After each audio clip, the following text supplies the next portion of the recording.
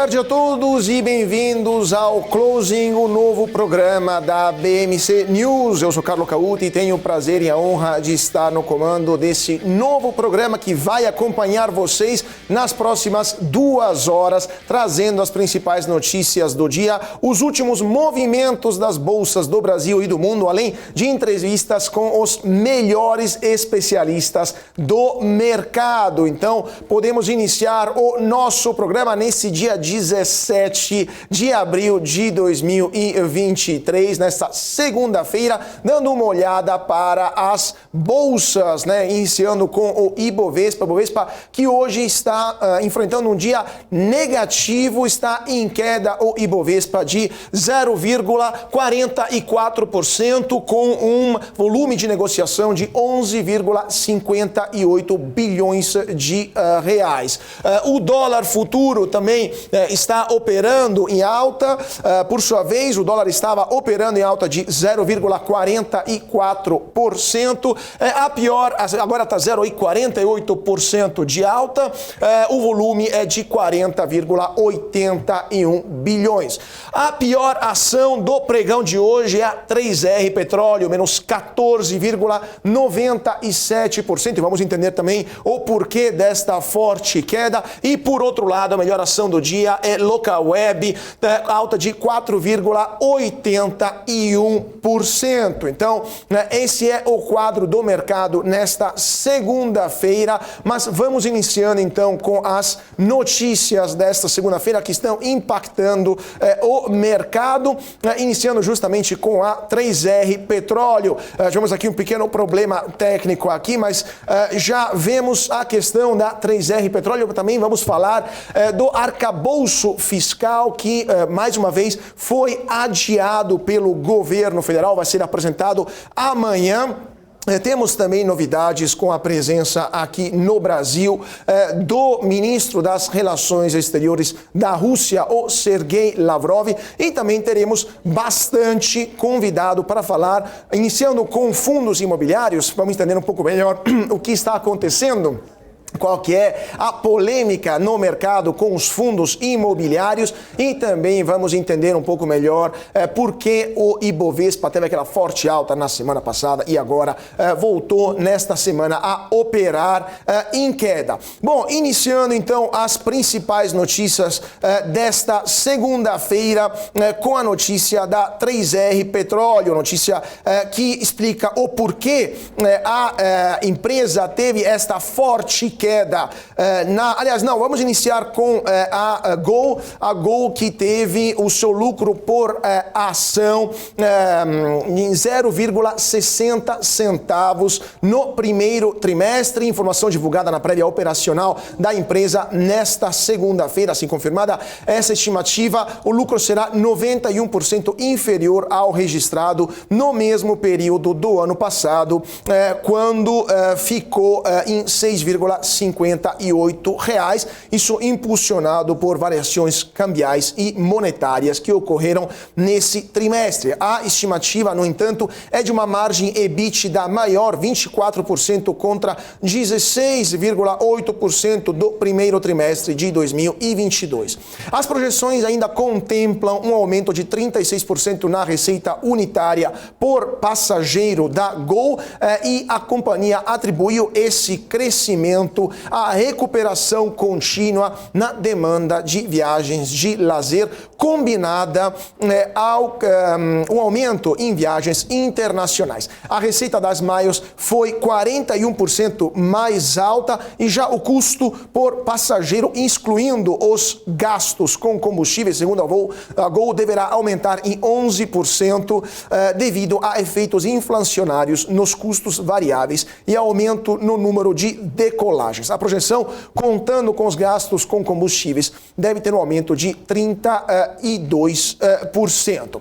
Agora, iniciando sim com as notícias da 3R Petroleum, que comunicou na noite de domingo que o Conselho de Administração da Petroleira aprovou um aumento de capital mediante subscrição de novas ações. E isso explica esta forte queda, dos papéis da petroleira. O valor mínimo será de aproximadamente 600 milhões de reais, enquanto o máximo será de cerca de 900 milhões de reais, com a emissão particular entre aproximadamente 24 milhões e 500 mil e 36 milhões e 800 mil novas ações. Com isso, o preço por ação da elevação do capital será de R$ 24,45. Os recursos levantados serão direcionados para, abre aspas, segundo a 3R, aumentar a posição de caixa, otimizar a estrutura de capital, reduzir a alavancagem e fazer frente às despesas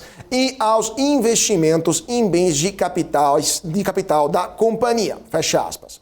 Falando sempre de petroleiras, dessa vez vamos falar de uma estatal. Falamos da 3R Petróleo, que é uma empresa privada. Agora vamos falar da maior empresa brasileira, que é a Petrobras. Informou ao mercado nesta segunda-feira que os contratos de venda de gás natural acordados com as distribuidoras terão uma redução média de 8,1% em reais por metro cúbico. Isso na comparação com o trimestre encerrado em abril.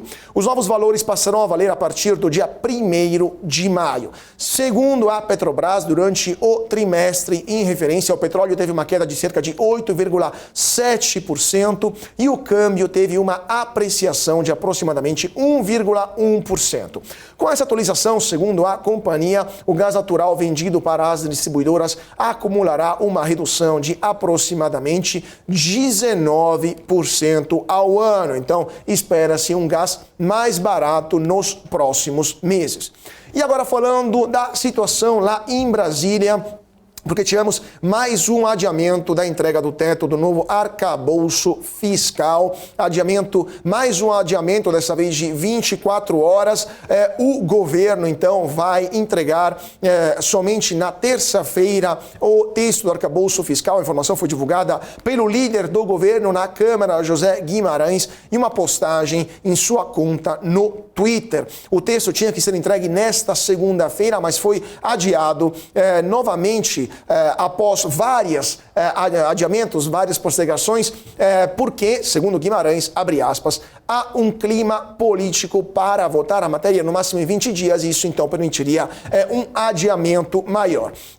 Guimarães também justificou esse adiamento por causa da viagem à China do ministro da Fazenda, Fernando Haddad, e do presidente Luiz Inácio Lula da Silva. Outro fator também que explica a entrega do texto postergada, segundo o deputado, seria a viagem do presidente da Câmara, Arthur Lira, para São Paulo, em revisão de um procedimento cirúrgico que ele fez recentemente. Segundo o ministro da Fazenda, Fernando Haddad, então, a entrega vai ocorrer amanhã e depende da decisão da Casa Civil de, abre aspas, uma combinação das presidências das casas, mas, por sua vez, a ministra do Planejamento, Simone Tebet, afirmou que o novo arcabouço fiscal precisa ser aprovado, abre aspas, para ontem, fecha aspas. Simone Tebet especificou que está falando em termos políticos e também para avaliar políticas públicas, embora não tenha um problema jurídico nem técnico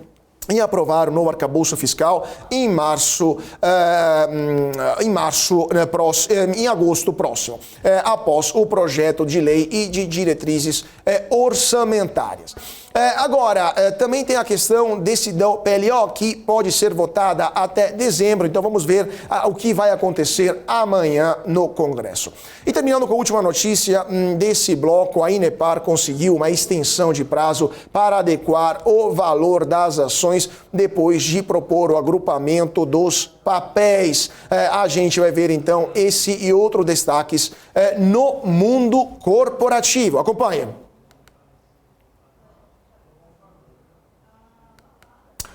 Não, vamos ver isso. A Inepar Indústria e Construções informou que a B3 prorrogou para o próximo dia 2 de maio o prazo para que a companhia adeque suas ações para manter o valor igual ou superior a R$1. A extensão do prazo ocorreu porque a votação sobre uma proposta de grupamento das suas ações vai acontecer em assembleia nesta data, segundo a companhia. Na reunião, a empresa vai propor o grupamento de suas ações na proporção de 5:1, sem alteração do capital social. O Bradesco BBI mantém a recomendação neutra para Gol e o preço-alvo é R$11. O BBI considera que o balanço da aérea melhorou significativamente após avaliar os resultados preliminares sobre sua performance do primeiro trimestre, que foram divulgadas hoje. Já o Goldman Sachs tem recomendação de compra para 3R Petróleo, com preço-alvo a R$ 58,40. Segundo o banco, a empresa justificou o aumento de capital de até R$900 milhões para dar maior flexibilidade ao seu balanço para evitar redução em investimentos caso o preço do petróleo caia. E antes de falar com o nosso convidado, vamos para um pequeno break e já voltamos. Fique conosco. As empresas que fazem parte do seu dia a dia estão em uma das maiores bolsas do mundo, a Nasdaq. E a boa notícia é que você pode investir nessas empresas diretamente pela Avenue, sua corretora nos Estados Unidos. Com os dados das ações dos Estados Unidos fornecidos pela Nasdaq em tempo real, o cliente Avenue pode acessar diretamente as maiores bolsas do mercado americano. Entre neste mercado de tecnologia e inovação. Acesse avenue.com.br/Nasdaq e seja bem-vindo ao mercado global. Você está cansado da mesmice? Negociando em plataformas com ferramentas desatualizadas? Falta variedade e funcionalidade? Aproveite nossa grande seleção de ferramentas de trade. Baixas taxas de negociação, suporte em português 24 horas por dia, com mais de 200 criptomoedas disponíveis para trade e a facilidade de depósitos com Pix. Aproveite o futuro agora. Bybit. Abra sua conta hoje mesmo. Bybit.com.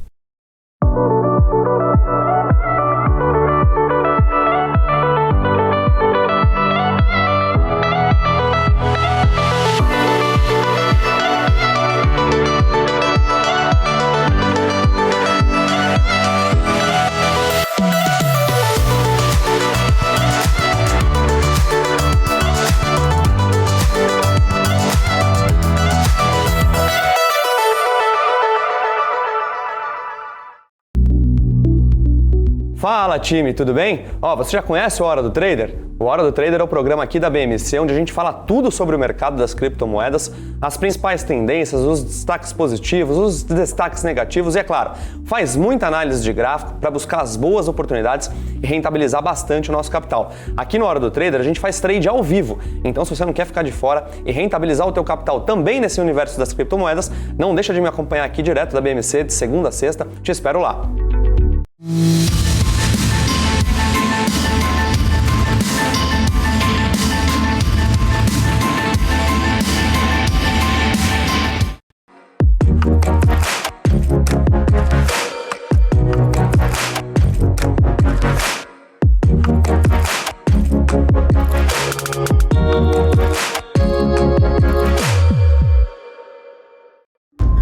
Já pensou se não existisse essa pergunta?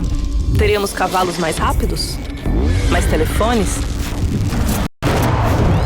A Vortex pensou e criou a primeira plataforma digital para o back-office do mercado de capitais. Tecnologia para o que sempre foi analógico. Hoje, temos mais de $500 bilhão em ativos em 3 frentes integradas. Ir além é descomplicar o mercado de capitais todos os dias. Vortex. Beyond. O nosso closing e agora vamos conversar com o nosso primeiro convidado desta segunda-feira, o Daniel Delabio, que é gestor da Exploritas. Muito boa tarde, Daniel, e obrigado por estar conosco. Boa tarde, muito obrigado por receber a gente. Daniel, vamos conversar então um pouco sobre o mercado. Hoje estamos tendo, porque o mercado ainda não fechou, uma bolsa em queda após uma semana muito positiva até a sexta-feira passada. Qual que é a sua visão, qual que é o panorama que podemos já definir nesta segunda-feira? A gente tem difícil de definir ainda, né? Eu diria que você tem um ambiente muito volátil, né? Muito fluido em termos de notícia, né? Hoje a gente teve aí a 3R que reportou, né, um aumento de capital inesperado muito abaixo, né? Cai 15%. A gente tem também aí taxas de juros começaram um pouco por abaixo, depois subiram um pouco, né? Real depreciando um pouco. As moedas, em geral, de mercados emergentes, não indo tão bem, o real até tendo mal, mas um pouco melhor das outras moedas. E a gente vem de um movimento de uma forte alta, né, no Brasil desde terça-feira passada, né? Você teve aí quase, hoje é o quinto pregão, né, de movimento forte, né, 4%, depois alguns dias andando, e ainda é um ambiente bastante difícil em cima de riscos fiscais, né? Você tem o risco de Banco Central de mudar a indicação do Banco Central de novo diretor, né? Ainda se fala de mudança de meta de inflação, né? Então a gente tem um ambiente bastante fluido assim no Brasil, mais a bolsa que bateu baixo de 100 mil pontos aí, tá 106, 105 mil pontos, ela deu uma andada e dá uma respirada, acho normal. E vou aproveitar para te perguntar sobre o primeiro ponto que você salientou, ou seja, da 3R Petróleo. A gente está vendo que o petróleo hoje também está em queda, o Brent, que é a referência, né, aqui para o Brasil. Mas também eu queria te perguntar se esse aumento de capital, segundo a visão de vocês aí da Exploritas, está mais ligado ao alto custo de endividamento devido aos juros aqui no Brasil, ou simplesmente era algo previsto para uma empresa como a 3R Petróleo? Olha, é comum empresas, né, que estão ganhando alguns bids de mercado, né, estão comprando ativos, tem um capex alto, fazer alguns investimentos, né.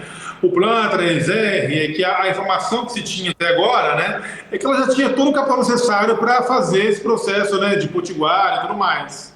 Então pareceu um pouco super conservador, né, esse aumento de capital, ou de outra forma, né? Pegou o mercado de surpresa. Por mais que ela fale, olha, para a gente tem cenários de estresse de preço de petróleo, a commodity pode cair 10, 15, 20, 25%, e isso afeta o nosso fluxo de caixa, tem que segurar um pouco o investimento, né? Então a gente quer play on the safe side, né? Jogar do lado mais seguro. Eu diria que a comunicação com o mercado é bem ruim, né? Porque 10 de cada 10 pessoas que você fala hoje dizem, olha, eu achava que não precisava disso, né? Então, por mais que ela explique, preciso, ou então, quer dizer, então o que eu achava antes que não precisava, agora precisa, né? Então, esse é o ponto ruim em termos de ou guidance, ou expectativa, ou uma ideia de que isso não precisava, né? O segundo ponto, né, é a questão de preço, né? Então, você pegou um preço aí, que é mais de 20% de desconto, né? A Foca de 32 e pouco é uma oferta de R$24, 24 e pouco reais, né? Então é algo assim meio que quase, eu diria draconiano, mas não tão draconiano, porque você tem o direito de subscrição que vai negociar em bolsa, né? Mas é algo que força um pouco os acionistas a subscreverem, né?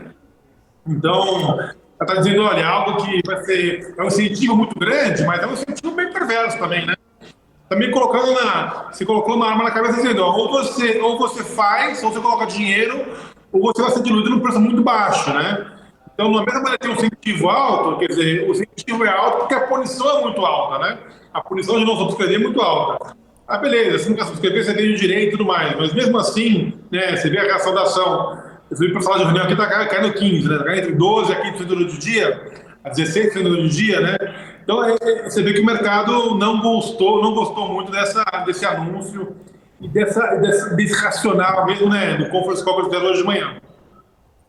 Não, e também eu queria comentar com vocês sobre outras ações que estão em queda, além da 3R, nesta segunda-feira, e também sobre as maiores altas que acho que são indicativos para entender o que está acontecendo no Brasil e também no mundo. Temos a Eletrobras também, que é a segunda pior do dia, menos 4,21% nesse momento. A Pivida é a terceira pior, menos 3,85%. Falando da Eletrobras, você acha que essa queda continua sendo ligada a decisões que o mercado está esperando por parte do governo, eventual reestatização da empresa, ou essa opção, como falou o próprio presidente da Câmara, Arthur Lira, está fora de discussão porque não teria votos no Congresso? Olha, fora de discussão nunca está, né? Porque tanto que a gente está discutindo agora, né? Se estiver fora de discussão, falando sobre ela. Está sendo discutido isso. Eu acho que a chance é baixa disso acontecer, né? E você tem também que a Eletrobras, a EletON, né? Ela vai sair de algum índice de ação agora nessa semana, né? Então você tem uma pressão, acho que, se não me engano, aqui eu vi, era 40 milhões de ações para vender, né? Se você até olhar o ratio, né? A razão de troca entre a EletON e a EletPN, ela abriu um pouco, né? Andou em uns 3, 4, 5% contra a ON, né? Então, de novo, você tem alguns riscos, né? Risco a governo, que vira e mexe fala uma pataquada, né? Você tem algum risco, né? Em termos de preço de energia de longo prazo, né?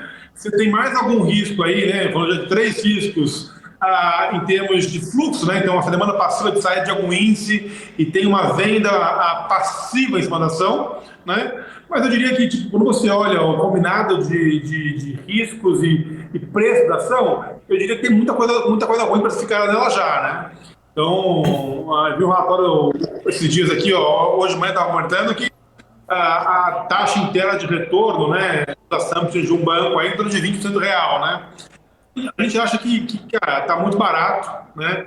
É uma empresa que tem um management novo aqui, que tem feito corte de custos, né? Plano de doença voluntária, cortado um pouco dessa gordura que ela tem um pouco do seu empresa estatal, né? E a gente acha que, cara, faz sentido ter e acumular e é uma ação que a gente gosta. Agora vamos falar de boas notícias, né, de ações que estão subindo nessa segunda-feira. Melhor do dia, Localweb, 4,81% de alta, seguida por JBS, 2,77%, e Rumo, que está subindo 2,07%, com volume negociado a Rumo de 190 milhões, muito superior à primeira e à segunda melhor do dia. Eu queria te perguntar, a JBS, esta alta da JBS, quanto é ligada à viagem do presidente Lula à China, os acordos que foram assinados, a presença também dos irmãos Batista na China e eventuais perspectivas de novas compras por parte do mercado chinês de carnes brasileiras? Se você olhar, né, você dá um rewind aí no tape, né, na fita, você olhar alguns meses atrás, né, 3, 6 meses atrás, 9 meses atrás, você vê a JBS acima de R$30, né? Então você teve uma deterioração muito grande aí do mercado americano e as margens lá de beef US, né? Então eu diria que esse é o principal driver, né, em cima do JBS. Eu diria que algo que caiu quase 50% aí, né? Subir 2, 3%, é quase que um alívio momentâneo de algo. A gente tem uma posição bem pequena na JBS, a gente comprou recentemente também. A gente vê um ciclo meio que ruim, né? Mas tem um ciclo de margens, né, americanas lá muito boa por algum tempo, né? Esse ciclo virou, né? E empresa cíclica tem seus ciclos, né? Eu diria que hoje é uma empresa barata, é um líder mundial em termos de proteína, e a gente gosta. Eu diria que, cara, não sei se China, acordos da China ali, tem feito tantos preços de JBS. Eu acho que é mais no mercado de beef US. Por sinal, estamos vendo também uma queda importante, né, do preço da arroba de boi, né? Então é interessante notar como a ação está subindo a JBS, mesmo se a cotação da arroba do boi está em queda, né? Mas vocês também estão analisando o ciclo do boi, né, a cada 2 anos. A JBS não vende boi, né? A JBS não vende boi, né? Ela compra o boi. Então, na verdade, o boi caindo para ela é bom, né? Você tem a margem entre o custo do boi e o custo da carne, né? Então ela compra o boi, é um insumo para ela, né? Então e ela vende a carne, né? Então não necessariamente o boi caindo é algo ruim para ela.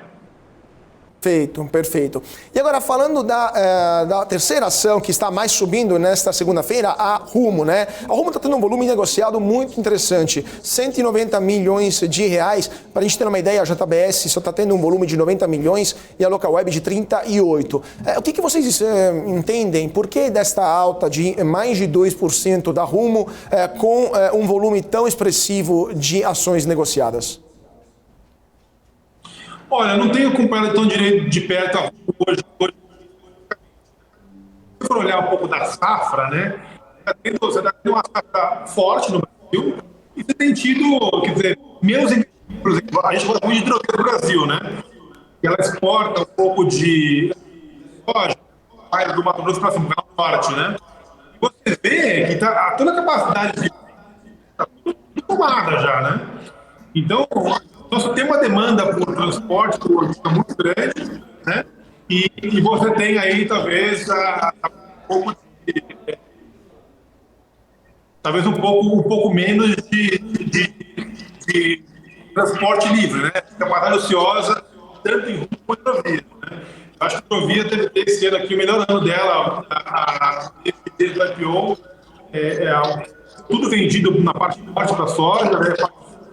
Deve desce minério de ferro no Rio do Paraná para micrologística, tudo níveis máximos de capacidade.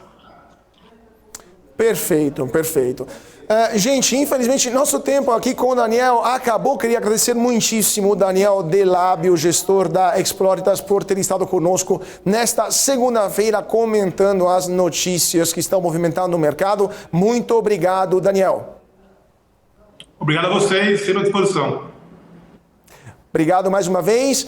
E agora, antes de continuar com nossas notícias desta segunda-feira, quero saber se você já está inscrito no canal do YouTube da BMC News. Se não tiver, dá o like, dá o joinha e também se inscreve no canal, ativa o sininho para ficar sempre ligado em todas as notícias que movimentam o mercado financeiro e que mexem também com a bolsa e também, no final, com o seu bolso. E também se inscreva em nossas redes sociais, no Twitter, no Facebook, no Instagram, para ficar sempre atualizado sobre tudo aquilo que movimenta o mercado. Então, vamos para mais um rápido intervalo e voltamos com o nosso giro de notícias. Até já!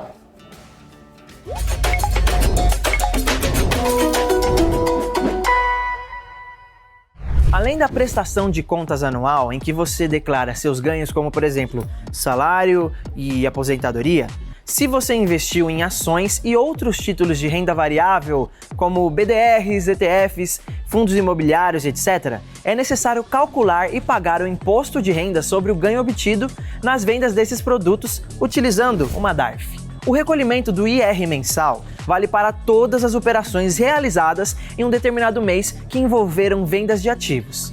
Agora, o valor a ser pago de imposto varia de acordo com o tipo de papel. Existe uma condição em que o investidor está isento de pagar o imposto e isso acontece na venda de ações de empresas listadas na B3, desde que o valor mensal seja inferior a 20 mil. A partir de 20 mil vendidos em ações, é obrigatório recolher 15% sobre o ganho das operações. É importante destacar que essa isenção vale apenas para ações, ou seja, não vale para BDR nem para ETF ou outros ativos de renda variável.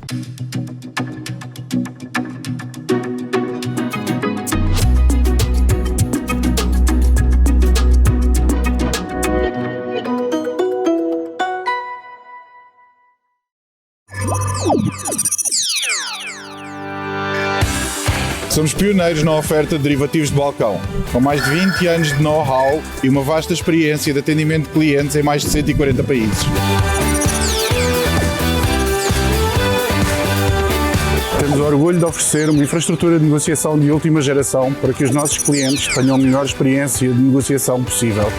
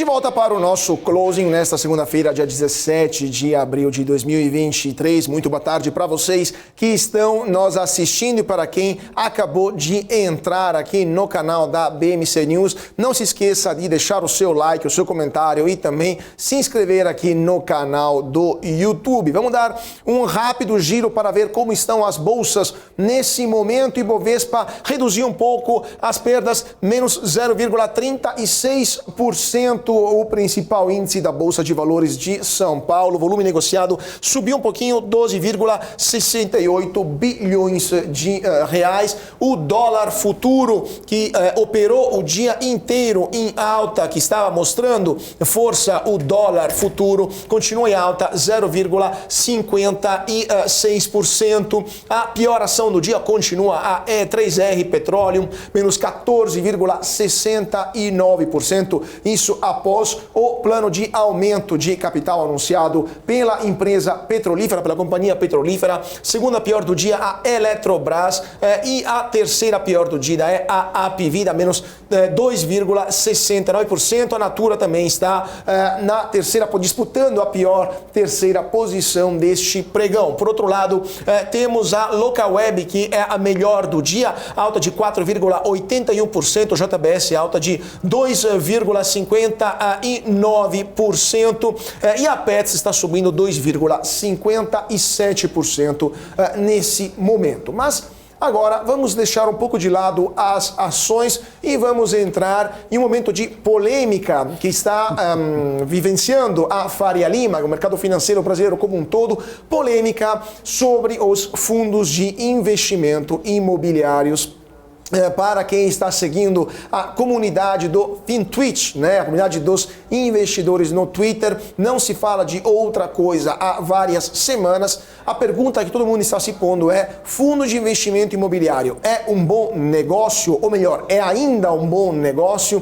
E essa é a primeira pergunta que eu vou fazer para o nosso convidado de hoje, desta segunda-feira, o Arthur Vieira, o professor Arthur Vieira, sócio do Clube FIS. Muito bem-vindo, professor, e muito obrigado por estar conosco hoje. Obrigado pelo convite, Carlos, e obrigado, boa tarde a quem está assistindo também.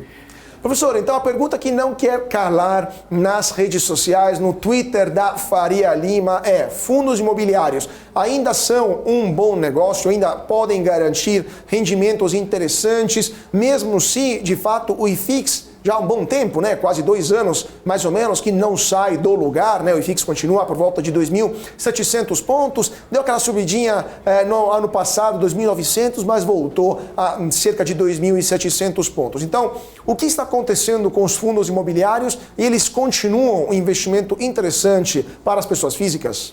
Certamente, Carlos, e nesse período todo é verdade que o índice, principal índice, está lá, né, bem estacionado. Mas a gente tem que lembrar que os fundos estão lá cumprindo a principal função deles, que é distribuir renda todos os meses. Isso tem um valor para muita gente, para muitos perfis diferentes, que é fantástico. Tanto que esse modelo deu tão certo que vem sendo replicado, por exemplo, pelos FIAGRO, pelos FIINFRA, os fundos de investimento em debêntures de infraestrutura, e recentemente o Tesouro Nacional lançou um título que se propõe a pagar renda mensal depois de um período de carência. Então essa característica dos fundos imobiliários, que era única até pouco tempo atrás, todo mês colocar dinheiro no bolso do investidor, essa é a principal função, esse é o principal motivo pelo qual as pessoas buscam o fundo imobiliário, e isso continua, apesar de todas as crises, apesar de pandemia, alta de juros e tal, os fundos cada vez maiores em suas dinâmicas, nos segmentos que eles atuam, têm mantido constantemente as pessoas recebendo seus rendimentos. Pois é, professor, de fato, os fundos de investimento imobiliário, eles garantem uma rentabilidade maior do que, por exemplo, adquirir imóvel e alugar imóvel sozinho, né? Por volta de 1% ao mês. Obviamente tem fundo que muda, né? Mas me corrija se eu estou enganado, enquanto uma rentabilidade média de um imóvel alugado é de 0,3%, máximo 0,5%, né? Mas, ao mesmo tempo, desde que tivemos aquela crise no começo do ano das americanas e a inadimplência, né, ou melhor, o cancelamento de contratos, de fato, de vários galpões da Americanas, que muita gente começou a olhar os fundos imobiliários, especialmente aqueles logísticos, com uma lupa diferente, né, mais atentos a eventuais possíveis inadimplências ou abandonos, até porque a Americanas foi apenas a primeira empresa, né, que anunciou problemas nesse ano. Outras já estão anunciando recuperações judiciais e o setor do varejo como um todo não está exatamente no seu melhor momento. Então, a segunda pergunta que lhe faço é, nesse momento específico, como é que está a adimplência, aumentou a inadimplência dos inquilinos, especialmente dos fundos logísticos e eventualmente também os fundos de laje corporativas, né? Os escritórios estão voltando ao nível pré-pandemia ou ainda temos uma grande vacância? Legal, quando a gente compara com o fundo imobiliário com o imóvel, fica uma comparação muito fácil, muito pró fundo imobiliário, né? E ele tem características financeiras e características imobiliárias. Então, quem tem um imóvel e tem um inquilino, por melhor que seja o imóvel, em algum momento esse inquilino vai sair do galpão, vai sair do escritório. Quem tem uma carteira de fundo imobiliário diversifica em vários segmentos. Então, em relação a Americanas, que a gente tem visto, ou Tok-Stock, ou outros varejistas que apresentaram problemas, um esforço deles de manter os bons endereços, seja uma boa loja, seja um bom galpão. E a dinâmica do mercado imobiliário, do investimento em imóvel é essa, né? O inquilino passa, o imóvel fica. Então, o olhar atento ao patrimônio do fundo imobiliário para saber, estou comprando um bom portfólio de imóveis, esse vai ser sempre, né? Sempre foi e vai continuar sendo o principal olhar que o investidor deve ter. Eu tenho um bom gestor, né, desse portfólio e o portfólio é bom, os imóveis são bem localizados, eles são atraentes para inquilinos, independente do inquilino atual. Porque o inquilino um dia ele vai sair, um dia ele vai atrasar o pagamento, isso é normal. Quem investe em imóvel há muitos anos lida com isso o tempo todo. Agora, quem tem fundo imobiliário e tem um portfólio bem diversificado, está tendo uma dificuldade agora no mercado de galpões, mas eles estavam bombando nos últimos anos. O mercado de shoppings, que teve grande dificuldade durante a pandemia, agora vem recuperando, né? Recuperando margens, vendendo mais, mesmo com um ou outro varejista tendo problema. Então, a diversificação, o investimento imobiliário via fundos, te permite uma diversificação que mantém aquela essência da distribuição de rendimentos. Um setor está indo bem, enquanto o outro está indo mal, um compensa o outro.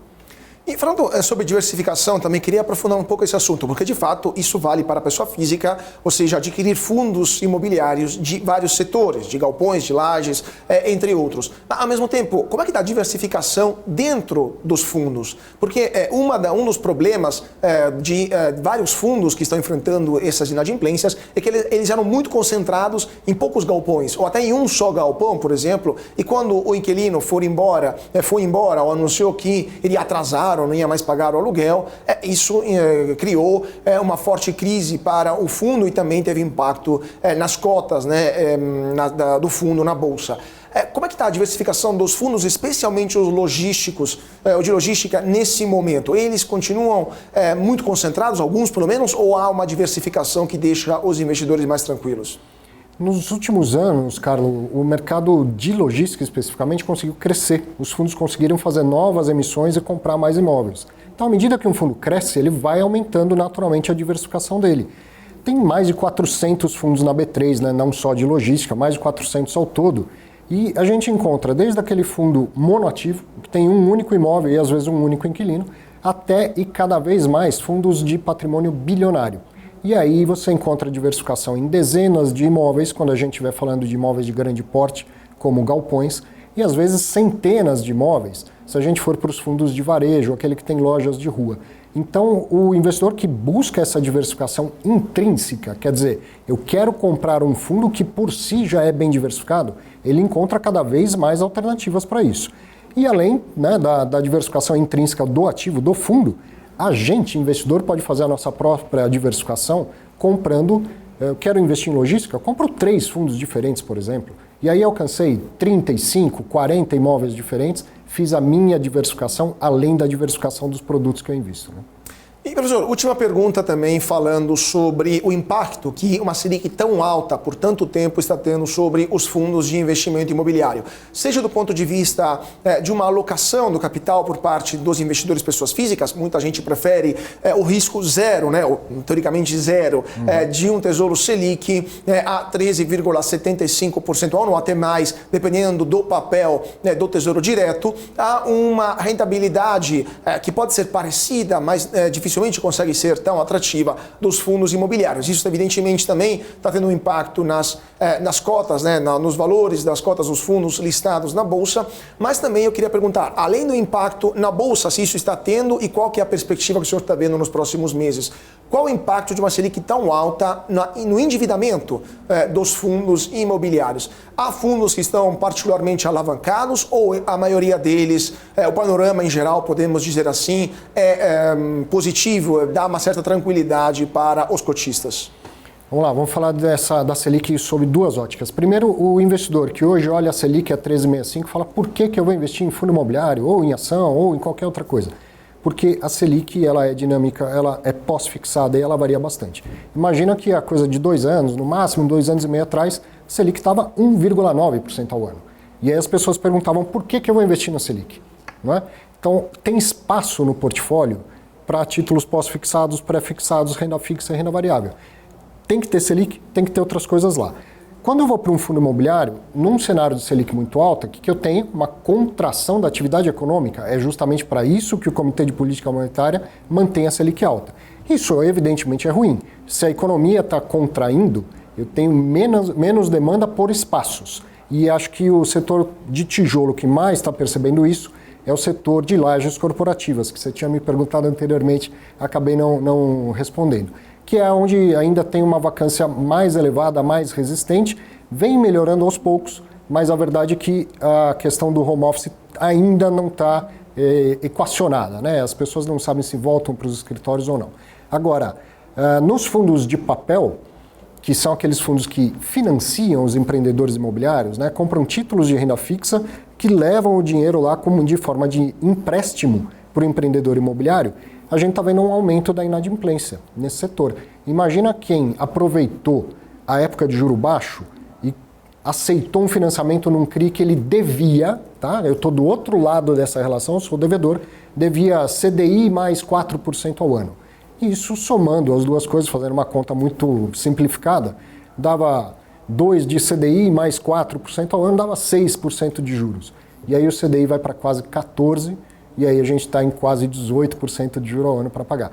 Evidentemente, muita gente está tendo dificuldade e alguns dos fundos de CRI, que são chamados de fundo de papel, estão reportando essas dificuldades. Tal CRI atrasou, em outro CRI estamos acionando as garantias, executando as garantias.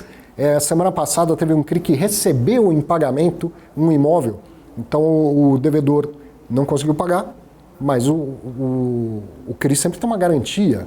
E aí o fundo, que é de papel, né, foi feito para investir em CRI, não em imóveis, recebeu um imóvel como dação em pagamento daquela dívida. Então essa parte interessante, né, entender as garantias que tem por trás dos fundos de papel. Evidentemente, se a economia está indo mal, né, está contraindo, os devedores vão ter algum nível de dificuldade para pagar, mas os gestores têm todas essas garantias para ir atrás e reaver o valor do fundo, né, do patrimônio do fundo. Perfeito, perfeito. A polêmica com os fundos imobiliários muito provavelmente vai continuar, então fica aqui já o convite para próximos programas, próximos closing conosco para o professor Arthur Vieira, mas muito obrigado, professor, por sua participação nesta segunda-feira e volte sempre. Obrigado, conte comigo. E antes de ir para mais um rápido intervalo, vamos dar uma atualizada nas bolsas. As bolsas que estão prestes a fechar. Ibovespa, nesse momento, cai 0,33%, 105.924 pontos. O dólar continua subindo. Nesse momento, alta de 0,50%. O dólar está cotado a R$ 4,93. O euro cai 0,13%, cotado a R$ 5,39. O petróleo cai 1,70%, o Brent, $84,84. Rápido intervalo, poucos segundos e já estamos de volta com mais notícias, dessa vez internacionais. Até já! As empresas que fazem parte do seu dia a dia estão em uma das maiores bolsas do mundo, a Nasdaq. E a boa notícia é que você pode investir nessas empresas diretamente pela Avenue, sua corretora nos Estados Unidos. Com os dados das ações dos Estados Unidos fornecidos pela Nasdaq em tempo real, o cliente Avenue pode acessar diretamente as maiores bolsas do mercado americano. Entre neste mercado de tecnologia e inovação. Acesse avenue.com.br/Nasdaq e seja bem-vindo ao mercado global. Você está cansado da mesmice? Negociando em plataformas com ferramentas desatualizadas? Falta variedade e funcionalidade? Aproveite nossa grande seleção de ferramentas de trade. Baixas taxas de negociação, suporte em português 24 horas por dia, com mais de 200 criptomoedas disponíveis para trade e a facilidade de depósitos com Pix. Aproveite o futuro agora. Bybit. Abra sua conta hoje mesmo. Bybit.com.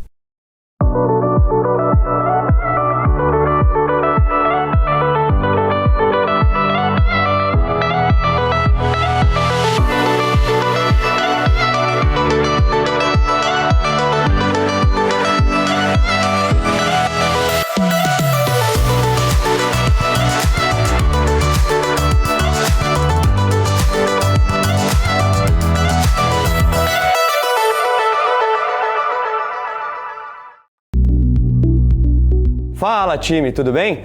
Você já conhece o Hora do Trader? O Hora do Trader é o programa aqui da BMC onde a gente fala tudo sobre o mercado das criptomoedas, as principais tendências, os destaques positivos, os destaques negativos e, é claro, faz muita análise de gráfico para buscar as boas oportunidades e rentabilizar bastante o nosso capital. Aqui no Hora do Trader a gente faz trade ao vivo, então se você não quer ficar de fora e rentabilizar o teu capital também nesse universo das criptomoedas, não deixa de me acompanhar aqui direto da BMC de segunda a sexta, te espero lá.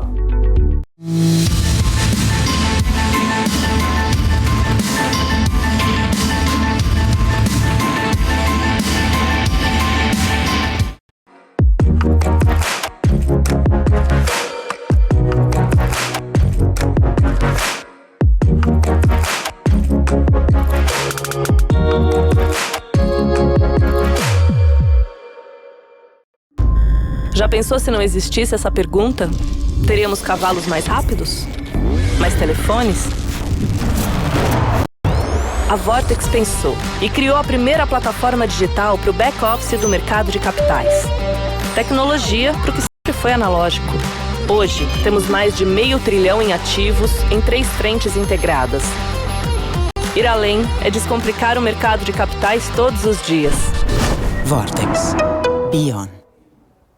E de volta com o nosso closing, estreia nesta segunda-feira, dia 17 de abril. Muito bem-vindo para você que acabou de entrar em nosso canal da BMC. Para quem ainda não está inscrito no canal do YouTube da BMC, é só clicar aqui embaixo, inscreva-se no canal, ative o sininho para ficar sempre ligados em todas as novidades e também, claro, deixa o seu like se gostou do nosso programa. Ainda uma horinha juntos para comentar as principais notícias nesta segunda-feira, nesse fechamento do mercado, bolsa que está prestes a fechar, acabou de fechar, aliás, a bolsa, então daqui a pouco vamos dar os dados atualizados, mas antes disso, vamos falar de notícias do mercado internacional, porque temos mais gigantes de tecnologia entrando no mercado financeiro. Nesta segunda-feira, a Apple anunciou a criação de uma conta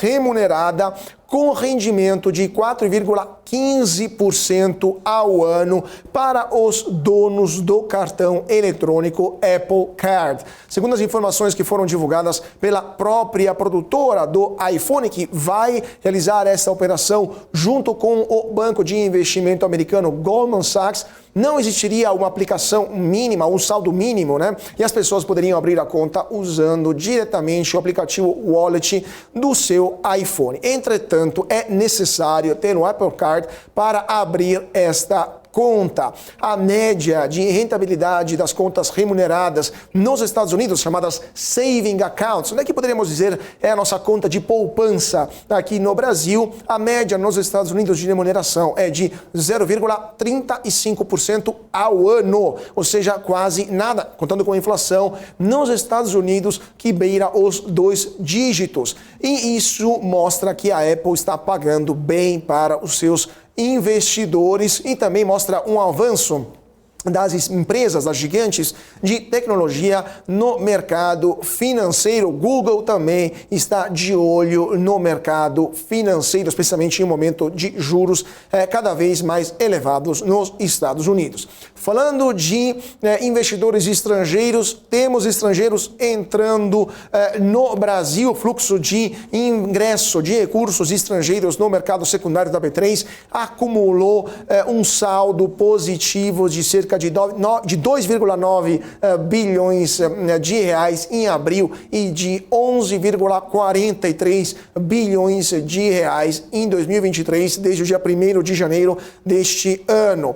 Agora, o Ibovespa, no dia 13 de abril, chegou a cair 0,4%, mas naquele dia o investidor institucional tinha sacado 1,3 bilhão de reais e o individual tinha entrado com 78 milhões de reais. Mas naquele dia, no acumulado de abril até aquele dia, o saldo é negativo de 1,6 bilhão e de institucionais de 2 bilhões e meio de reais. Agora, falando de investidor individual, desde o começo do ano, o acumulado é positivo de 1,8 bilhão de reais, enquanto o institucional sacou 15,2 bilhões de reais. Agora, voltando a falar de gigantes tecnológicos americanos, dessa vez de inteligência artificial, porque o CEO do Google, o Sundar Pichai, declarou que a sociedade, o mundo, deve se preparar ao avanço rápido da inteligência artificial. Em uma entrevista que ele deu para a rede americana CBS, Pichai disse que não cabe para uma só empresa decidir sozinha quais leis deveriam regular os avanços da inteligência artificial, que, segundo ele, vai afetar, abre aspas, todos os produtos de todas as empresas, fecha aspas. Segundo Pichai, é necessário se adaptar como sociedade a esta novidade e, segundo ele, muitos empregos serão interrompidos, serão eliminados pela inteligência artificial, incluído, pela primeira vez se fala disso, trabalhadores do conhecimento, ou seja, aquelas pessoas que utilizam o intelecto para trabalhar, não trabalhadores manuais, mas sim, por exemplo, escritores, contadores, arquitetos e, ironicamente, até engenheiros de computação que poderiam ser substituídos pela inteligência artificial, segundo o CEO do Google. E ao alertar para as consequências do avanço da inteligência artificial, Pichai disse que a escala do problema da desinformação, ou seja, das notícias falsas, mas também das imagens falsas, o famoso deepfake, seria, abre aspas, muito maior, fecha aspas, acrescentando que isso poderia causar graves danos.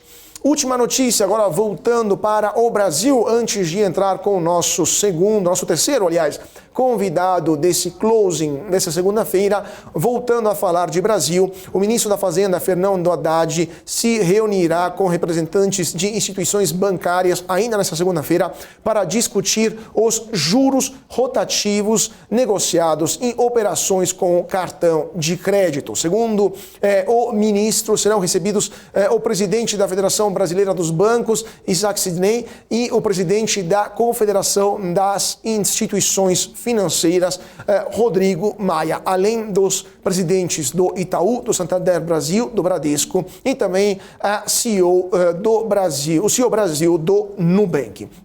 Os altos juros do rotativo, do cartão de crédito estão na mira do governo. O Haddad já falou que, segundo ele, boa parte dos negativados sofre com a cobrança dos juros em modalidade rotativa e que o governo negociará um caminho para a solução, como foi feito, segundo ele, com o consignado do INSS, uma negociação que faria parte, segundo o ministro, de um pacote voltado para destravar o crédito que o governo deseja lançar em breve e que deve contar com 14 medidas, né? Vamos ver se não teremos problemas como tivemos com o crédito consignado. Lembramos que quando o governo decidiu reduzir os juros do crédito consignado com uma canetada, os bancos simplesmente se recusaram a fornecer novo crédito e o governo teve que voltar atrás e dar uma consertada nesse problema. Então, a ver o que vai acontecer e se essa reunião será proveitosa. Vamos para, então, mais uma entrevista nesse closing. Temos mais uma entrevista nesta segunda-feira, mas antes disso, relembro para todos de se inscrever em nosso canal do YouTube e também deixar o seu like. Deixa eu ver se já temos o nosso convidado conosco. Temos o Acílio. Sim, então, deixa eu ver se o Acílio está conosco aqui. Sim, está conosco. Muito boa tarde, Acílio. Muito obrigado por estar conosco aqui no Closing. E qual que é a sua visão? Qual que é o panorama que a gente pode fazer nesse primeiro pregão? Acabou de terminar o pregão desta segunda-feira do mercado. Boa tarde para você. Boa tarde a todos. Obrigado mais uma vez pelo convite. É um prazer estar aqui com vocês. Bom, hoje a grande notícia do dia começou com a divulgação do Boletim Focus. Nós tivemos aí um ajuste na percepção do mercado em relação à inflação do ano. Eu estava com a expectativa, particularmente, que haveria uma redução da expectativa da inflação para o ano, uma vez que o IPCA, divulgado na semana passada, veio abaixo do esperado, mas o mercado apontou, né, uma previsão aí para 2023 de 6,01%, o que traz ali uma leitura ainda, provavelmente, uma certa insegurança ou uma certa preocupação em relação ao trâmite da proposta do novo arcabouço fiscal no Congresso.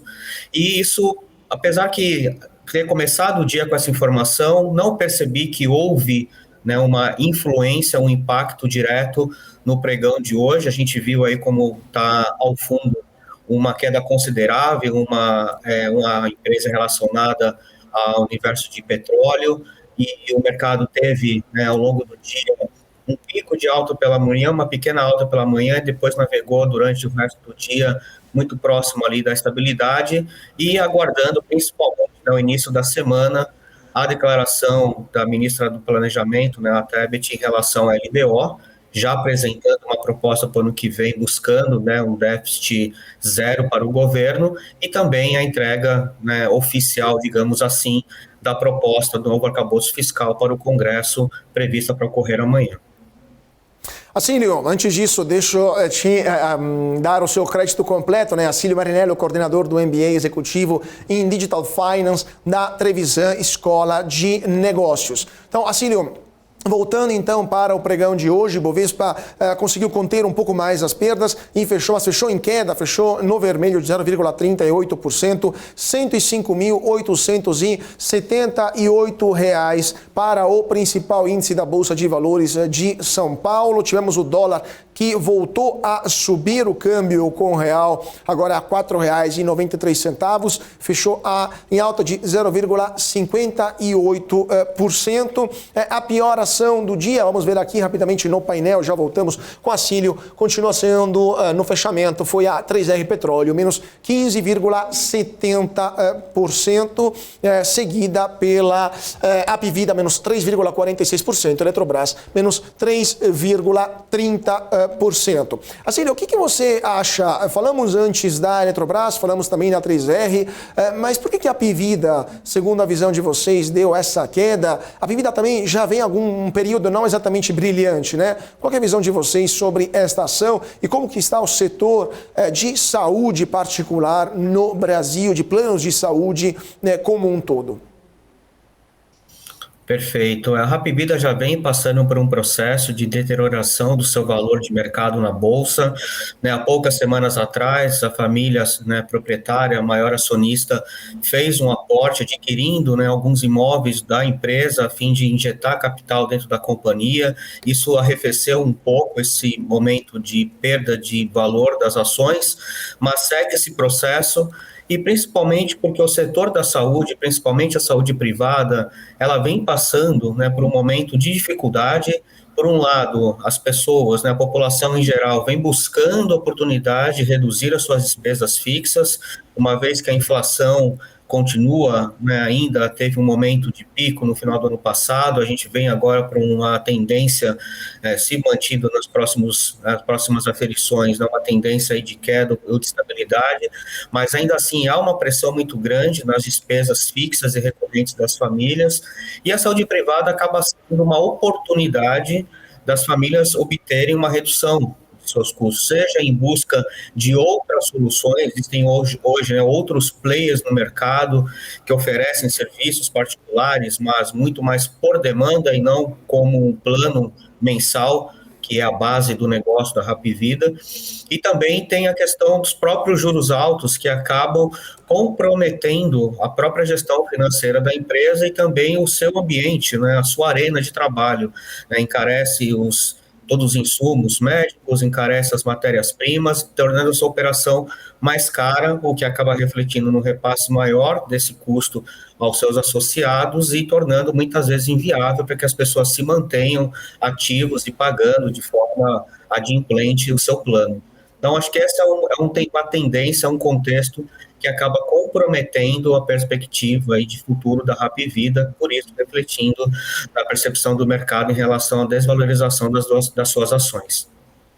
Pois é, só para terminar, complementando essa sua resposta, a gente teve também um follow-on que foi parcialmente bem sucedido, eu diria até totalmente bem sucedido, conseguiram levantar mais de R$1 bilhão de reais, 70% da base dos acionistas aderiu a esse follow-on, conseguiram também ter aquele 20% de ações suplementares a mais que foram colocadas no mercado, e ao mesmo tempo a família controladora injetou R$2 bilhões de reais na empresa.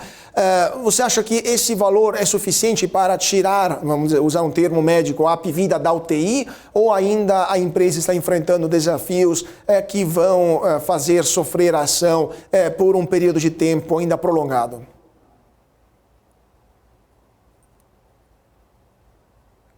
Eu acho que perdemos o nosso convidado, então vamos voltar aqui às nossas notícias, depois voltamos então a falar com o nosso convidado, então continuando com as notícias que estão impactando o mercado nesta segunda-feira, dando uma olhada de novo às principais altas e baixas do dia. Localweb se confirmou a maior alta, 4,44% de alta, JBS subiu 2,71% e Lojas Renner subiu 2,70% nesta segunda-feira. Vamos ver se a gente volta a ter o nosso convidado ou se tivemos um problema com a conexão. Então, vamos continuando o nosso closing desta segunda-feira. Antes de mais nada, relembra todo mundo de se inscrever aqui no canal do YouTube da BMC, também deixar o seu like, o seu comentário e seguir a gente nas nossas redes sociais para ficar sempre ligado em tudo aquilo que movimenta o mercado financeiro e também o seu bolso. Então vamos voltar a falar de mercado internacional, porque outra empresa que está enfrentando dificuldades intensas nos últimos meses é a corretora americana Charles Schwab, que foi a empresa que serviu de inspiração para uma gigante brasileira, a XP. As ações, ou melhor, os depósitos que as pessoas, que os investidores tinham na Charles Schwab caíram 30% no primeiro trimestre em relação ao mesmo período do ano anterior. Lembrando que a Charles Schwab seja uma corretora que também um banco comercial. Então, temos também esses dois âmbitos de atuação desta gigante, de fato, tradicional do mercado financeiro americano. Esse movimento de queda de 30% dos depósitos reflete os impactos da pior crise bancária bancária dos Estados Unidos desde 2008. Lembramos também que no começo desse ano, 2 grandes bancos americanos quebraram, o SVB Bank e também tivemos o Signature Bank, que quebrou e foi obrigado o governo americano a intervir, comissariando os 2 bancos, um na costa leste e outro na costa oeste dos Estados Unidos. Com isso, depósitos de clientes caíram em todos os outros bancos e fluíram para os grandes nomes do mercado financeiro. Não foi diferente para o Charles Schwab, com depósitos de clientes que passaram, que caíram para 325,7 bilhões de dólares no dia 31 de março. Isso foi um comunicado divulgado pela própria empresa, que informou também os resultados do primeiro trimestre desse ano.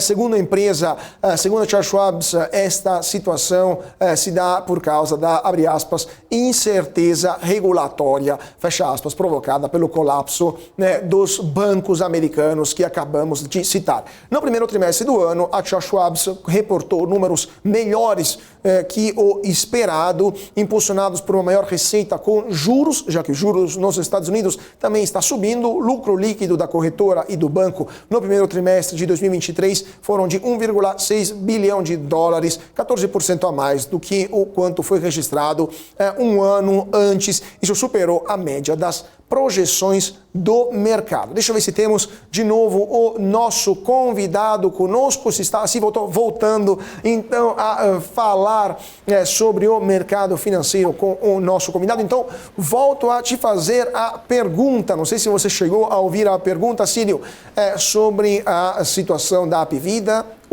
mais de 1 bilhão de reais que foram captados com follow no mercado e 2 bilhões injetados pela família controladora serão suficientes para tirar a Hapvida da UTI, ou ainda temos que esperar uma longa atravessada no deserto para as ações dessa gigante da saúde? Não, obrigado por repetir. Tive uma pequena queda de energia aqui, já restabelecida. Obrigado pelo retorno. Eu acredito que ainda não seja o suficiente, mas é uma grande demonstração que existe um empenho, um interesse genuíno, principalmente da família controladora, em manter o negócio sadio, em buscar o equilíbrio das suas receitas e despesas e que mantenha não somente o negócio funcionando, mas que principalmente continue mantendo o nível de qualidade oferecido aos seus associados. Isso é muito importante. É uma mensagem clara que existe um interesse que o negócio prospere e retome os trilhos. Mas ainda há, sim, alguns desafios a serem superados e o contexto macroeconômico é parte disso. Então, não responsabilizaria apenas a gestão atual, há toda uma conjuntura que gera pressões para a gestão do negócio e havendo aí progressos com o andamento do arcabouço fiscal, como a sinalização do Banco Central e uma possível retomada da queda dos juros e trazendo uma perspectiva mais positiva de médio e longo prazo, isso deve também contribuir para que haja uma maior confiança do mercado nos papéis da Hapvida. Agora, Cílio, última pergunta, antes de voltar para nossas notícias, eu queria te perguntar sobre quanto a situação macroeconômica brasileira, especialmente das contas públicas, está impactando sobre o câmbio do dólar com o real, porque hoje a gente teve um dólar que voltou a subir após uma semana de queda, dólar que caiu abaixo dos R$5, mas que hoje voltou a subir R$4,94, a cotação do fechamento desta segunda-feira. No mesmo dia em que o arcabouço fiscal foi mais uma vez adiada a apresentação para o Congresso Nacional, o mercado já começa a manifestar impaciência e isso impacta no dólar, ou você acha que é uma alta normal após uma semana de forte queda? Há uma contribuição dos dois fatores, né? É um momento também de realização dos contratos, né? Quem comprou na baixa teve uma oportunidade de talvez oferecer agora ao mercado com uma pequena valorização e assim realizar algum lucro nessas operações, mas por outro lado, existe de fato ainda uma preocupação do mercado de como a proposta do arcabouço fiscal vai trafegar nas duas casas.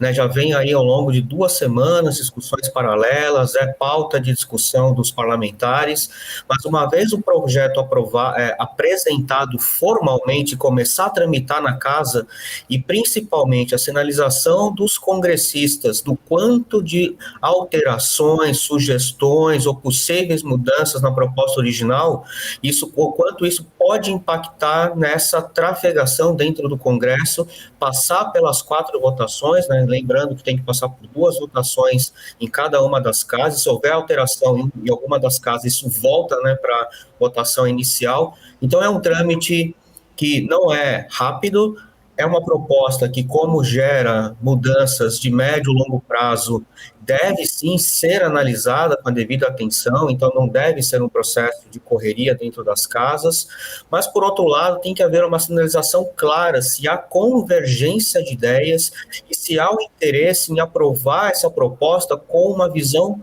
técnica, né, e deixando um pouco de lado a questão política.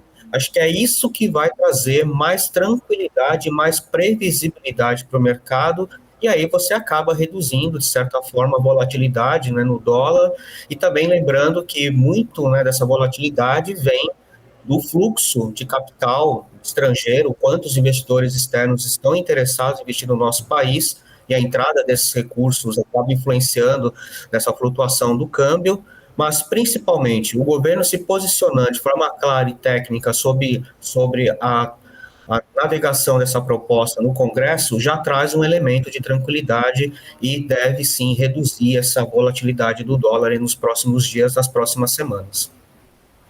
Perfeito, perfeito. Então, queria agradecer muitíssimo a participação do Acílio Marinello, que é coordenador do MBA executivo da Trevisan Escola de Negócios. Muito obrigado, Acílio, por sua participação e nos vemos, então, nos próximos closing. Muito obrigado. Obrigado a você e a toda a nossa audiência.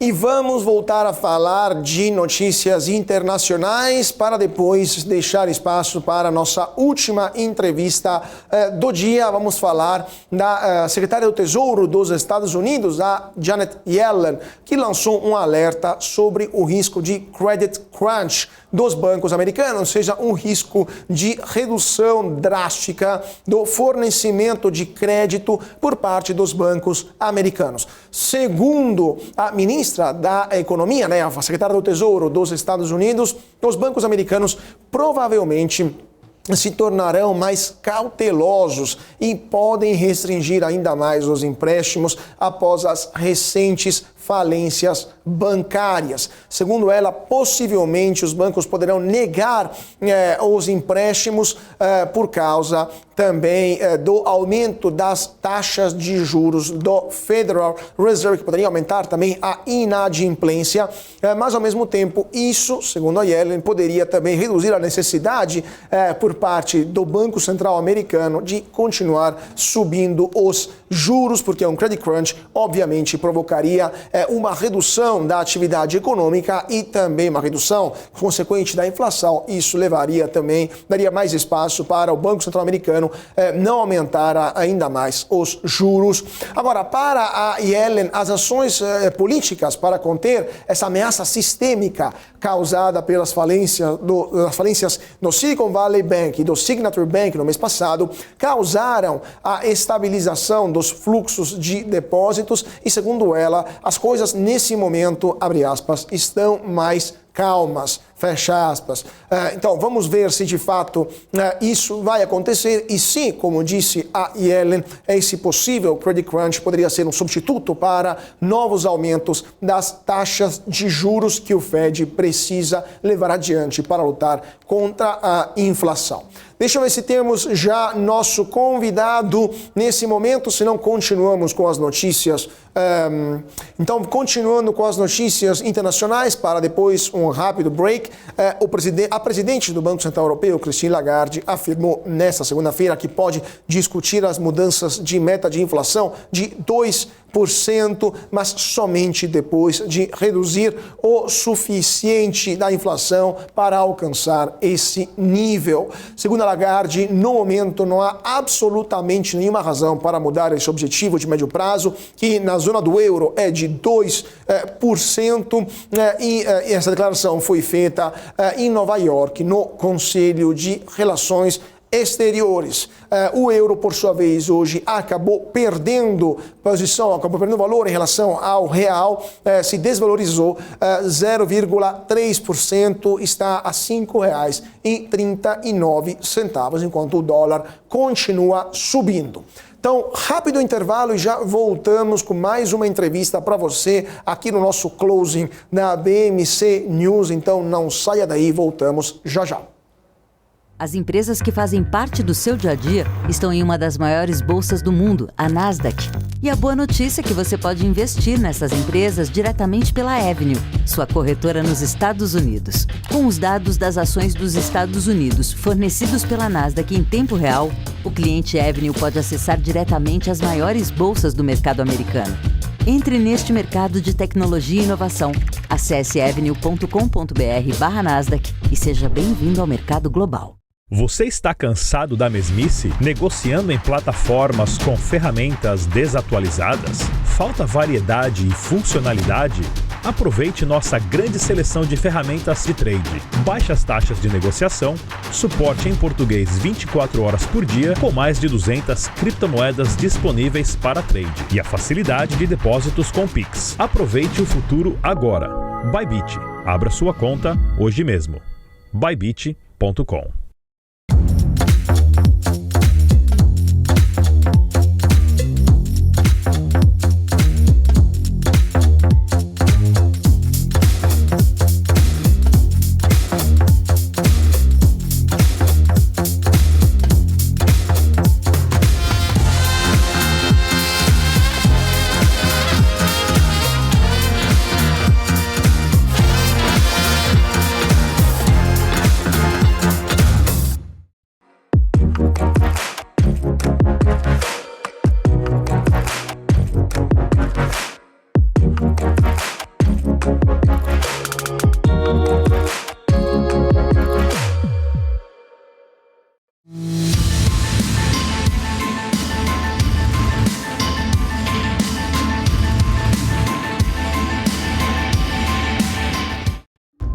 Já pensou se não existisse essa pergunta?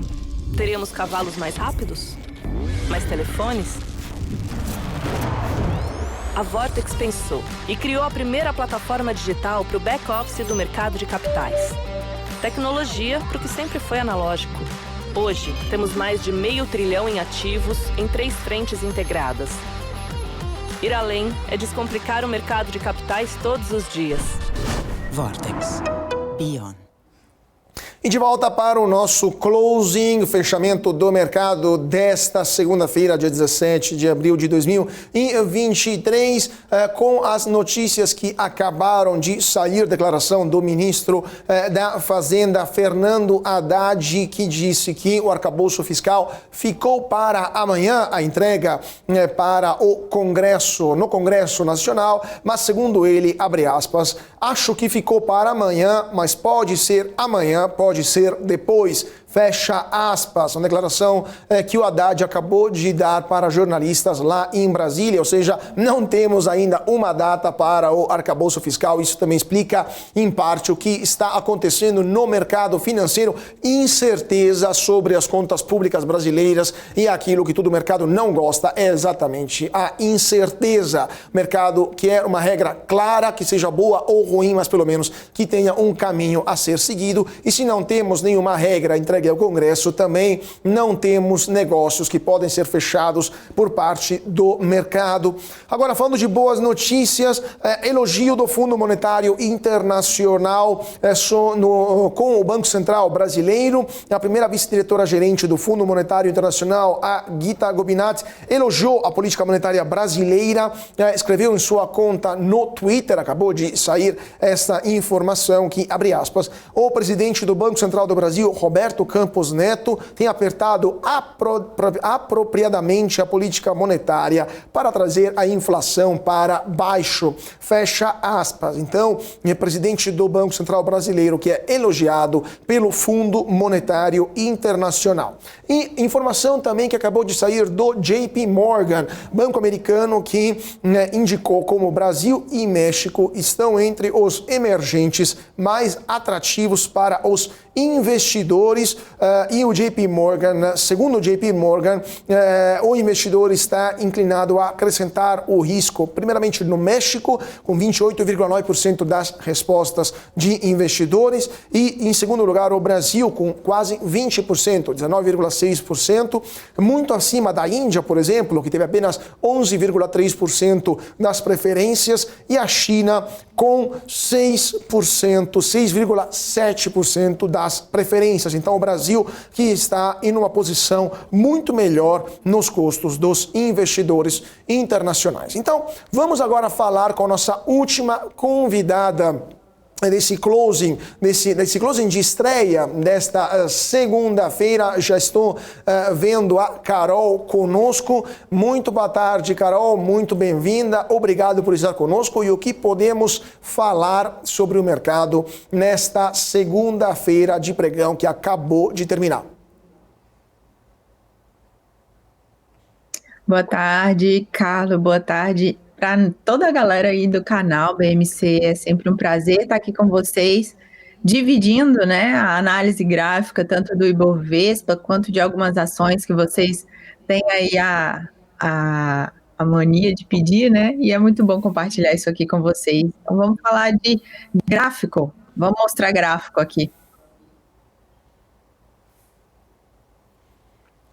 Nós tivemos aí o Ibovespa na semana passada, deu aquela esticadona, né, no início da semana, e a gente até acreditou que realmente iria romper com esse próximo nível, né, de resistência que estava ali no 107.517. Ele veio, performou acima, deu aquele beijo na nossa média mãe, né, que é a média de 200 períodos, só que ele não teve força suficiente ainda na semana passada para poder romper, né, e fechar acima da média de 200. O que aconteceu? A gente tinha ali um próximo alvo projetado no 108.874, mas o preço não foi lá.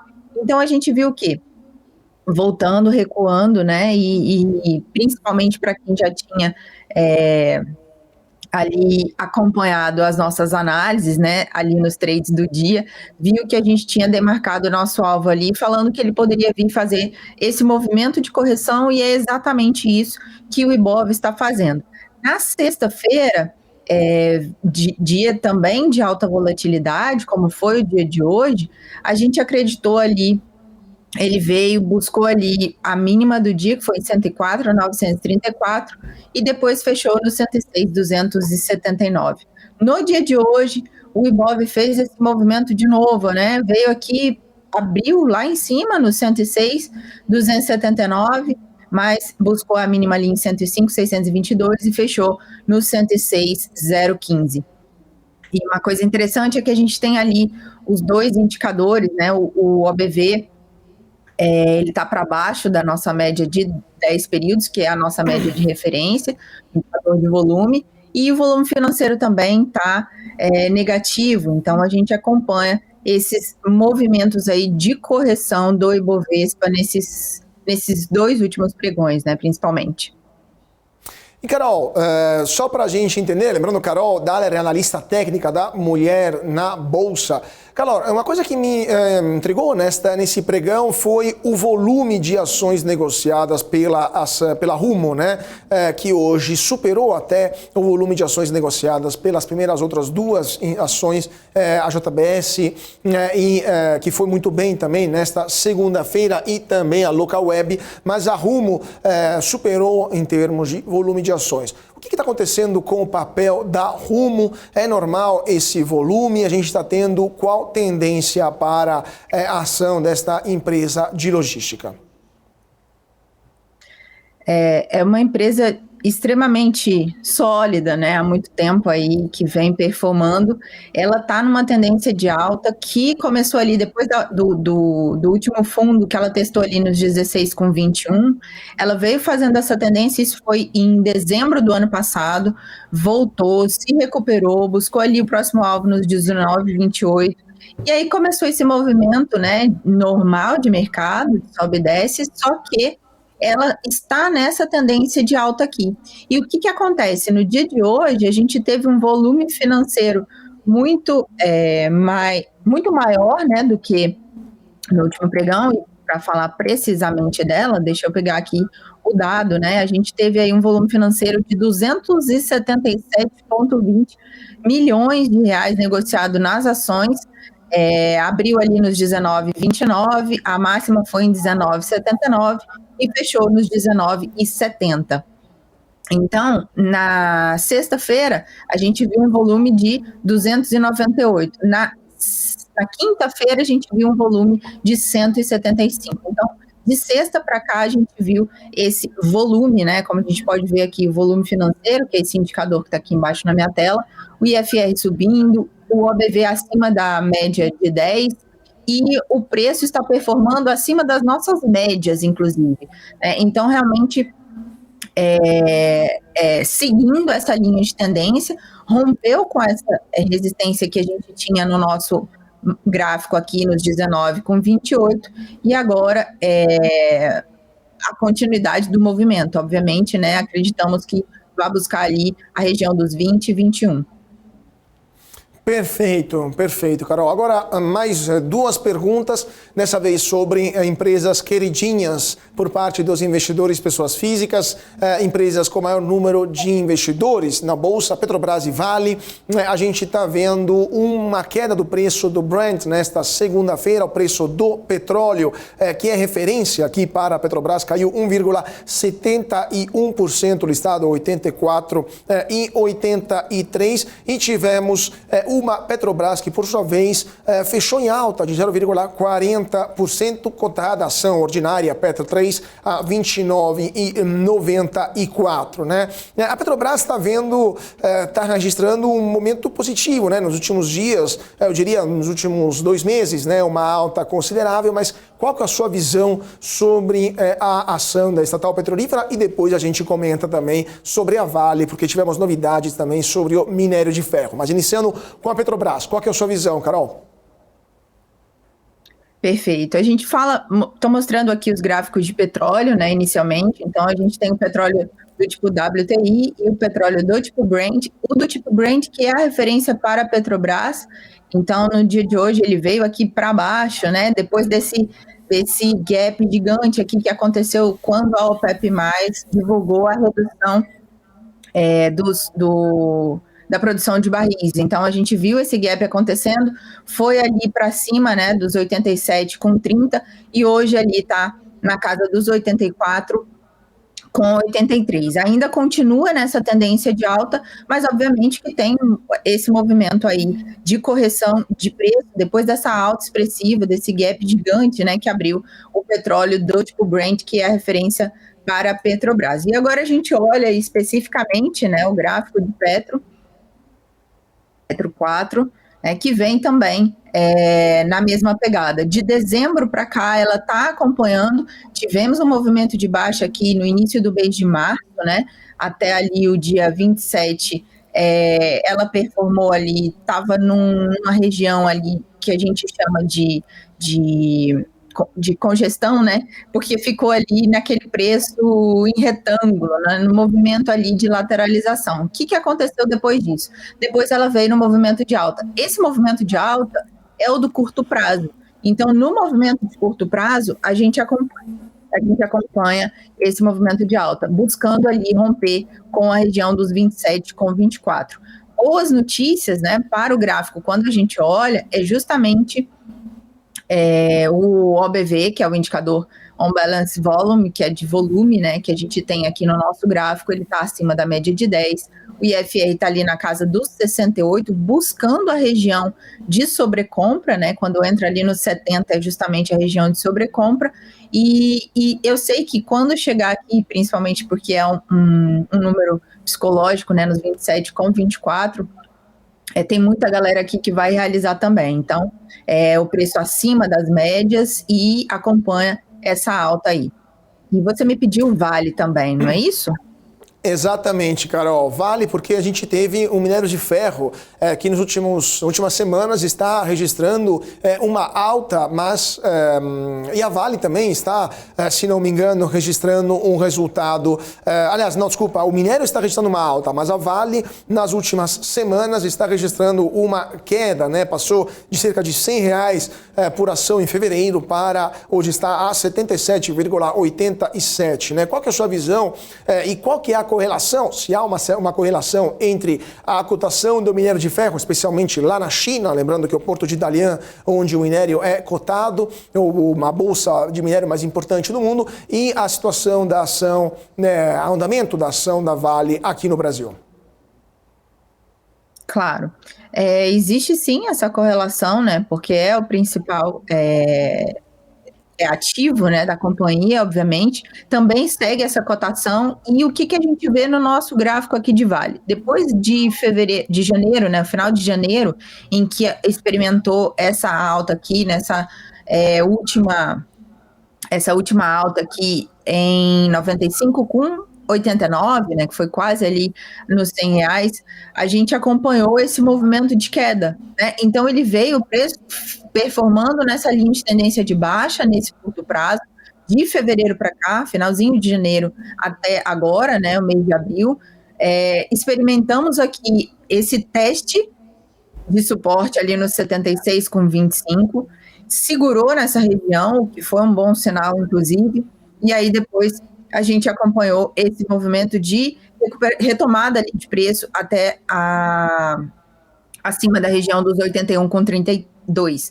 E, obviamente, nesses últimos 4 pregões, a gente experimentou também esse movimento de correção de preço, e ali vai ser o teste. Então, quando chegar ali na região dos 76,25, esse vai ser o teste para saber se o preço segura ali, se ele chegar ali, ele vai segurar nessa região de suporte de novo e pegar impulso para subir, ou se ele vai, de fato, romper e buscar outros pontos de suporte aqui no nosso gráfico, como, por exemplo, os 74,78 e 70,83.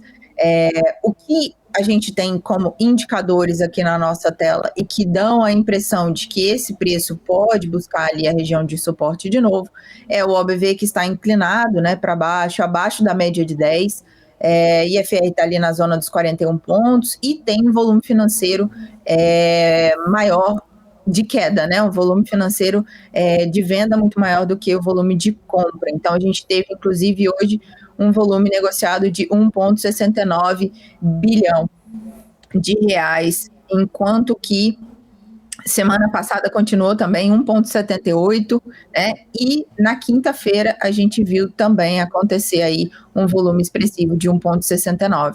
Então, basicamente, a gente tem uma linha de tendência do curto prazo ainda de baixa, né? E a gente espera que esse preço aqui segure, principalmente porque a Vale é uma das gigantes aí do nosso índice Bovespa. E ela segurando, né? Várias vezes, em vários pregões, a gente já vivenciou isso, a Vale segurando o pregão aí inteiro, né? Do Ibovespa.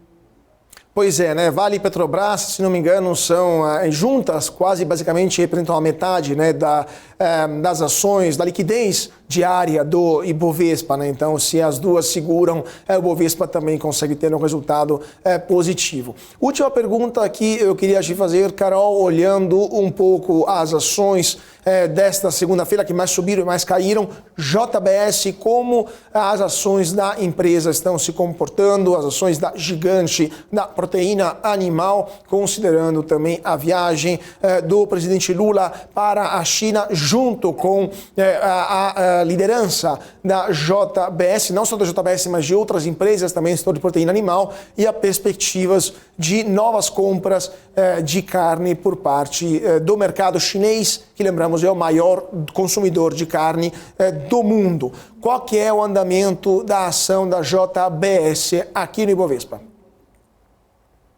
É interessante você perguntar sobre ela, Carlos, porque, inclusive, esta semana eu estava numa reunião aqui com investidores, eu estou aqui em São Francisco, na Califórnia, e nos Estados Unidos a JBS ficou muito marcada, né, entre o pessoal do mercado, principalmente com relação ao Joesley Day.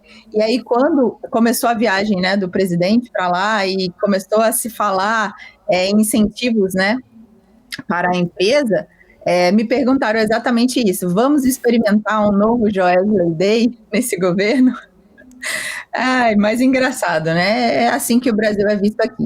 E JBS, ela está ainda numa linha de tendência de baixa muito bem definida, e desde novembro do ano passado ela começou ali a despencar, né? Depois de alcançar ali os 24,66, ela veio nessa tendência de baixa e segurou aqui na região na sexta-feira dos 16,41.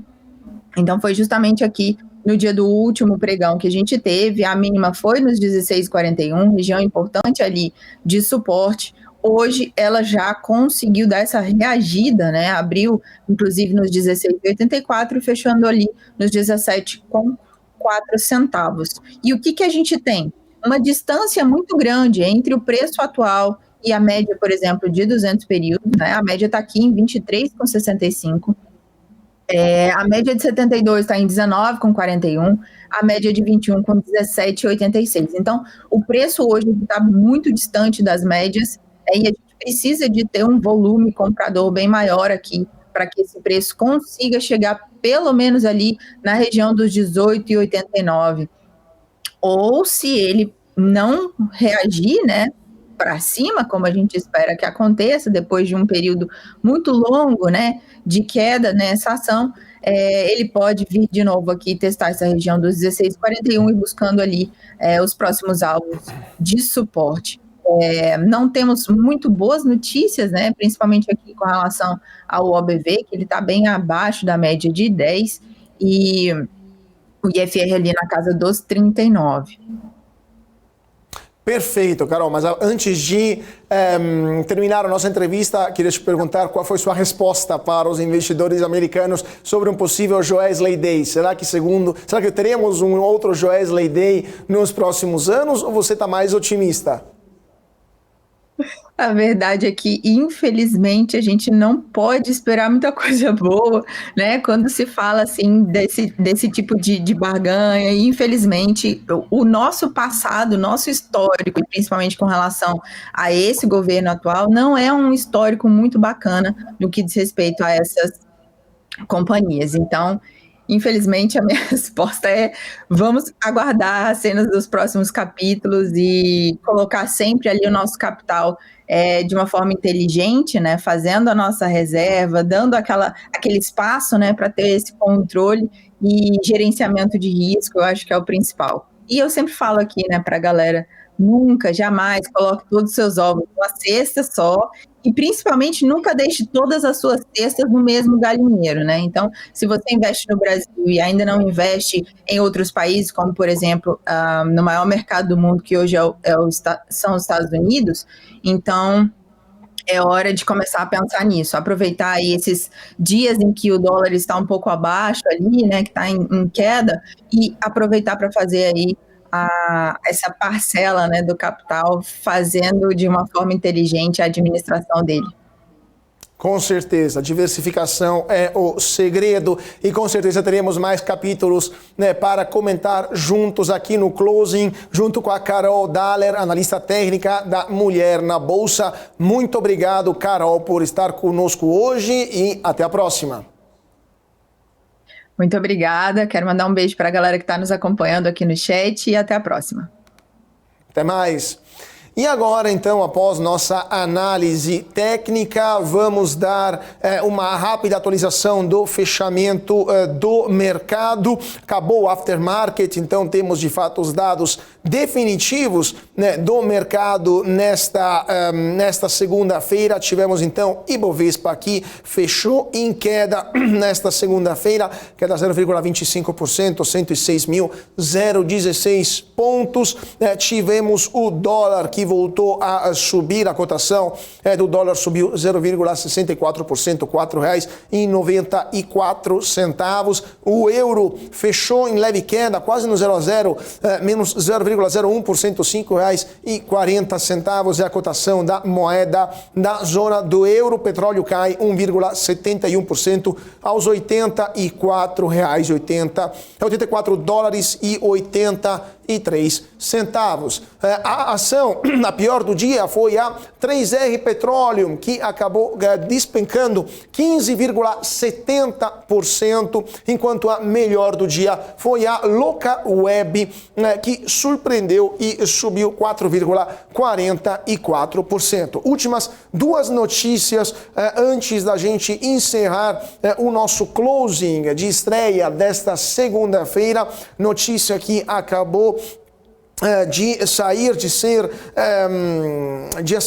nas agências. A Procuradoria-Geral da República denunciou ao Supremo Tribunal Federal o senador Sérgio Moro, do União Brasil do Paraná, por suposto crime de calúnia contra o ministro da Corte, Gilmar Mendes. Na última sexta-feira foi divulgado um vídeo nas redes sociais em que o ex-juiz da Lava Jato fala em, abre aspas, comprar um habeas corpus de Gilmar Mendes, fecha aspas. E com isso a PGR acionou o Supremo para tomar as providências cabíveis sobre o caso, na base dos artigos 138, 139 e 140 do Código Penal, e também pedindo então a prisão do senador Sérgio Moro. A ver então o que vai acontecer. E também temos uma declaração que acabou de chegar da Casa Branca com os Estados Unidos, que criticaram duramente a postura do presidente Luiz Inácio Lula da Silva sobre a guerra da Ucrânia. Segundo a Casa Branca, abre aspas, é uma repetição automática da propaganda russa e chinesa e profundamente problemática, fecha aspas. Então, Casa Branca aqui critica o tom adotado pelo Brasil na guerra da Ucrânia, lembrando que o presidente Lula disse que parte da responsabilidade no conflito é também do presidente ucraniano Volodymyr Zelensky, lembrando que, na verdade, no dia 24 de fevereiro de 2022, a Rússia invadiu a Ucrânia, iniciando uma guerra de agressão que, lembramos, é proibida pelo direito internacional, pela Carta da ONU e por uma outra série de tratados internacionais. E com isso a Rússia está sofrendo sanções internacionais e o presidente russo Vladimir Putin está sob mandato de prisão junto com outros líderes russos pela Corte Penal Internacional. Então, esta é a atualização que acabou de chegar lá de Washington. E por hoje, gente, infelizmente, nosso closing acabou, mas você fica com a nossa programação aqui na BMC e não se esqueça de deixar o seu like aqui no vídeo, se inscreva no canal, ative o sininho e sigam a gente em nossas redes sociais. Mais uma vez, muito obrigado a todos pela atenção e nos vemos amanhã, sempre aqui na BMC, às 4 em ponto para o nosso closing. Te vejo lá. Até mais.